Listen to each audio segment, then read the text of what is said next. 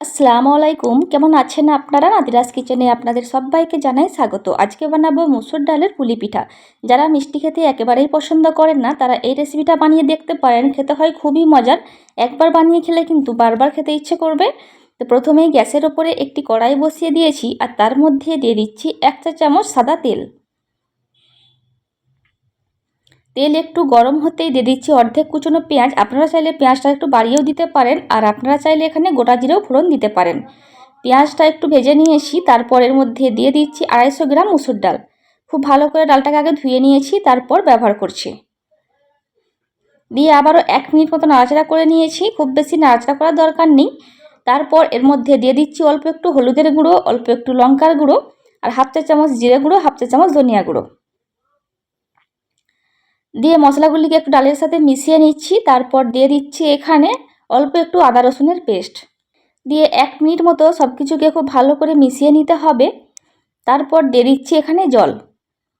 এখানে আমি 1 লিটার জল দিচ্ছি। এরপর ডালটিকে খুব ভালো করে সেদ্ধ করে নিতে হবে। আপনারা চাইলে এখানে মুসুর ডালের সাথে মুগ ডালটাও মিশিয়ে দিতে পারেন বা শুধু মুগ ডাল দিয়েও করতে পারেন, তাতেও কিন্তু টেস্টটা খুব ভালো আসে। এবার হালকা করে একটু ঢাকা দিয়ে রাখছি, দিয়ে সমস্ত ডালটাকে খুব ভালো করে সেদ্ধ করে নিচ্ছি। ডালটা অনেকটাই সেদ্ধ হয়ে গেছে। এই পর্যায়ে 1/2 চা চামচ লবণ দিয়ে দিলাম, দিয়ে খুব ভালোভাবে নাড়াচাড়া করে দিচ্ছি। বেশ কিছুক্ষণ পর দেখুন ডালটা পুরোপুরি সেদ্ধ হয়ে গেছে। এই পর্যায়ে মাঝে মাঝেই এভাবে নাড়াচাড়া করে দিতে হবে, না হলে নিচের দিক থেকে লেগে যেতে পারে। দেখুন অনেকটাই ঘন হয়ে গেছে। এবার একটু খুন্তি দিয়ে খুব ভালো করে নাড়াচাড়া করে নিচ্ছি। ডাল থেকে যখন অনেকটা জল শুকিয়ে গেছে সেই পর্যায়ে 6টা কাঁচা লঙ্কাকে কুচি করে ডালের মধ্যে দিয়ে দিলাম। আপনারা চাইলে ঝালটা কম বা বেশি করতে পারেন। 1/2 চা চামচ ভাজা জিরের গুঁড়ো দিলাম, এতে করে টেস্টটা অনেকটা বেড়ে যাবে। দিয়ে সমস্ত ডালটাকে খুব ভালো করে শুকনো করে নিতে হবে। লবণটা একটু কম মনে হচ্ছে, ওই জন্য 1/2 চা চামচ লবণ দিয়ে দিলাম। আবারও খুব ভালো করে মিশিয়ে নিচ্ছি। গ্যাসের ফ্লেম এই পর্যায়ে মিডিয়াম টু লো এর মাঝামাঝিতে রয়েছে। জলটা দেখুন অনেকটাই টেনে গেছে। এই পর্যায়ে আমি দিয়ে দিচ্ছি ধনিয়া পাতা কুচি। ধনিয়া পাতা কুচিটা অবশ্যই দেওয়ার চেষ্টা করবেন, এতে করে কিন্তু এর টেস্টটা অনেকটা বেড়ে যাবে। দিয়ে খুব ভালো করে মিশিয়ে নিয়েছি আর জলটা সম্পূর্ণ শুকিয়ে গেছে। এবার এটি গ্যাস থেকে নামিয়ে নিচ্ছি। এটি কড়াইয়ের মধ্যে রাখার দরকার নেই, অবশ্যই যে কোনো পাত্রের মধ্যে ঢেলে নিতে হবে। ডালটিকে একটা পাত্রের মধ্যে নিয়ে নিচ্ছি, দিয়ে খুব ভালো করে ঠান্ডা করে নিচ্ছি। এরপর গ্যাসের ওপরে একটি কড়াই বসিয়ে দিয়েছি, তার মধ্যে দিয়ে দিচ্ছি 2 টেবিল চামচ মতো সাদা তেল। তেল একটু গরম হতেই 3টা শুকনো লঙ্কাকে এখানে দিয়ে দিলাম, দিয়ে খুব ভালো করে ভেজে নিচ্ছি, ভেজে তুলে নিচ্ছি। এরপর ওই তেলের মধ্যে 2টা মিডিয়াম সাইজের পেঁয়াজকে কুচিয়ে নিয়েছিলাম সেটিকে দিয়ে দিলাম, দিয়ে পেঁয়াজটিকে একটু ভেজে নিচ্ছি। তারপর দিয়ে দিচ্ছি 1/2 চা চামচ পিষে নেওয়া আদা, দিয়ে একটু নাড়াচাড়া করে নিচ্ছি। এরপর 4 কোয়া রসুনকে পিষে রেখেছিলাম সেটিকেও দিয়ে দিচ্ছি, দিয়ে খুব ভালো করে ভেজে নিতে হবে। খুব ভালো করে ভেজে নেওয়া হয়ে গেছে। এবার এটিকে নামিয়ে নিচ্ছি। যেই পাত্রে ডাল রেখেছিলাম সেই পাত্রে নিয়ে নিচ্ছি। আর শুকনো লঙ্কাগুলো যাতে নরম হয়ে না যায় সেই জন্য আগে থেকেই ভেঙে নিয়েছিলাম। দিয়ে এই শুকনো লঙ্কার সাথে এই পেঁয়াজগুলি খুব ভালো করে মিশিয়ে দিতে হবে। তারপরে ডালের সাথে সমস্ত মশলাটি মিশিয়ে দিচ্ছি, এতে করে এই পুরের টেস্ট অনেকটা বেড়ে যাবে। অবশ্যই কিন্তু আপনারা এই মশলাটি বানাবেন। সমস্তটাই মাখা হয়ে গেছে, এবার এটি সাইডে রাখছি।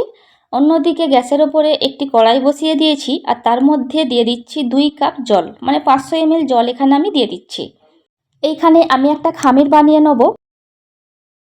এখানে 1/2 চা চামচ লবণ দিয়ে দিচ্ছি, অল্প একটু আদা রসুনের পেস্ট দিয়ে দিচ্ছি আর অল্প একটু জিরের গুঁড়ো দিচ্ছি।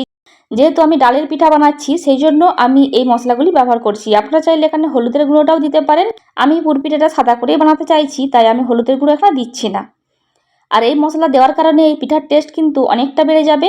আর দেখুন জল থেকে একটা বলক উঠতে শুরু করেছে। গ্যাসের ফ্লেম এই পর্যায়ে একেবারে কম করে দিয়েছি। তারপর এখানে দিয়ে দিচ্ছি শুকনো চালের গুঁড়ো। এখানে আমি 2 কাপ জলের জন্য 2 কাপ শুকনো চালের গুঁড়ো দিয়ে দিচ্ছি, দিয়ে খুব ভালো করে মিশিয়ে নিচ্ছি। গ্যাসের ফ্লেমটা এই পর্যায়ে একেবারে কম করা আছে।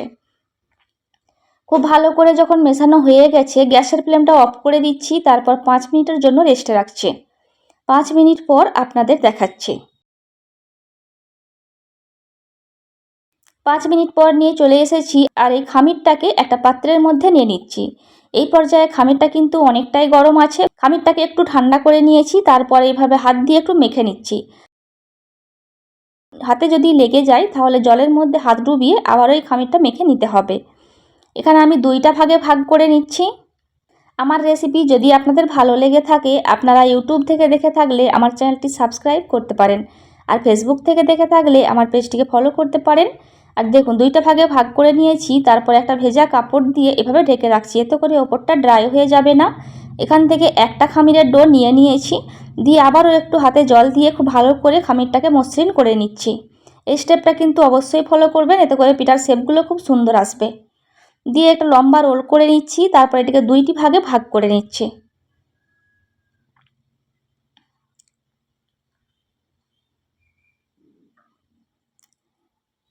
এই দুইটি ভাগ থেকে একটা ভাগ নিয়ে নিচ্ছি, দিয়ে এটাকে আবারও একটা লম্বা রোল করে নিচ্ছি। তারপর এখান থেকে লেচি কেটে নেব। আপনারা পিঠার সাইজ আপনাদের পছন্দ মতো করতে পারেন, আমি একটা স্ট্যান্ডার্ড সাইজ করেই বানাচ্ছি। এইভাবে সমস্ত লেচিগুলো কেটে নিচ্ছি, তারপর আপনাদের দেখাচ্ছি। সবগুলো লেচি কেটে নেওয়া হয়ে গেছে। এইবার লেচিগুলিকে হাত দিয়ে একটু গোল করে নিয়েছি, তারপর এভাবে চ্যাপটা করে দিয়েছি, দিয়ে একটা বাটির মতো শেপ দিয়ে নিচ্ছি। আপনারা দেখেই বুঝতে পারছেন আমি কিভাবে করছি। আর একটু বড় করেই বাটিটা আমি বানিয়ে নিচ্ছি, যতটা সম্ভব পাতলা করা যায় ততটাই পাতলা করে নিচ্ছি। পাতলা করেই আমি এই বাটিটা বানাচ্ছি, এতে করে এই পিঠাটা কিন্তু খেতে অনেক বেশি ভালো লাগবে। এরপর এই বাটির মধ্যে ডালের পুর দিয়ে দিচ্ছি, খুব বেশি দেওয়া যাবে না, এখানে আমি 1.5 চা চামচ করে দিচ্ছি। আমি যে সাইজের বাটি বানিয়েছি এর থেকে বেশি দিলে পিঠার শেপ দিতে অসুবিধা হবে। বিভিন্ন মানুষ বিভিন্নভাবে এই পিঠাটির মধ্যে ডিজাইন করে থাকে, আমি একটা সিম্পল ডিজাইন করে দেখাচ্ছি, যেটা আপনারা যে কেউ দেখলেই করতে পারবেন। দেখুন উপরটা খুব ভালো করে জয়েন্ট করে দিয়েছি, এইবার একটু ডিজাইন করে দিচ্ছি। এই রেসিপিটা বাড়িতে একবার হলেও বানাবেন, তারপর আমাকে কমেন্ট করে জানাবেন রেসিপিটা আপনাদের কেমন লেগেছে। ভালো লাগলে অবশ্যই একটি লাইক দেবেন। আমি গ্যারান্টি দিয়ে বলতে পারি এই পিঠাটা একবার বানিয়ে খেলে বারবার খেতে ইচ্ছে করবে। আপনারা এই পিঠাটি মাংসের কোরমা কিংবা খেজুরের যে লিকুইড গুড় হয় সেটির সাথেও খেতে পারবেন, খুবই বেশি টেস্টি হয়। দেখুন একটা সুন্দরভাবে পিঠার শেপ দেওয়া হয়ে গেছে। আবারও একটা পিঠা আপনাদের আমি বানিয়ে দেখাচ্ছি। এই রেসিপি সংক্রান্ত কোনো কোয়ারিজ থাকলে সেটা আমাকে অবশ্যই কমেন্ট করে জানাবেন। আরও নতুন কোনো রেসিপি দেখতে চাইলে সেটাও আমাকে কমেন্ট করে জানাবেন। আর এই শীতে আপনারা কী কী পিঠা দেখতে চান সেটা আমাকে অবশ্যই কমেন্ট করে জানাবেন, আমি অবশ্যই চেষ্টা করব আপনাদের বানিয়ে দেখানোর। আবারও একটা বাটি বানানো হয়ে গেছে, আবারও সেমভাবে এখানে পুর দিয়ে দিলাম 1.5 চা চামচ মতো। আমি একটু পুরটা বেশি করেই দিচ্ছি, আপনারা চাইলে আরেকটু কমও দিতে পারেন, তবে পুর বেশি দিলে কিন্তু খেতে অনেক বেশি ভালো লাগে। এই শীতের আরও কয়েকটি পিঠা রেসিপি আমার চ্যানেলে দেওয়া আছে, আপনারা চাইলে সেগুলোও দেখে আসতে পারেন, আশা করছি আপনাদের ভালো লাগবে। আর দেখুন আবারও একটা পিঠা খুব ভালোভাবে জয়েন্ট করা হয়ে গেছে, এবার এটির মধ্যেও একটু ডিজাইন করে দিচ্ছি। এই ডিজাইনটা কিন্তু আপনারা অবশ্যই আপনাদের পছন্দ মতো করবেন, বা ডিজাইন ছাড়াও আপনারা এভাবেও বানিয়ে নিতে পারবেন। সমস্ত পিঠাগুলো আমার বানানো হয়ে গেছে, এবার এগুলিকে সেদ্ধ করে নেওয়ার পালা। একটা ছিদ্রযুক্ত থালা নিয়েছি, এরকম থালা কিন্তু আমাদের প্রত্যেকের বাড়িতেই থাকে। এর ওপর থেকে একটা এরকম কাপড় দিয়ে দিচ্ছি, কাপড় দিয়ে তার মধ্যে পিঠাগুলিকে বসিয়ে দিচ্ছি। একটার সাথে একটা যেন লেগে না যায় সেরকমভাবে পিঠাগুলোকে বসিয়ে দিতে হবে।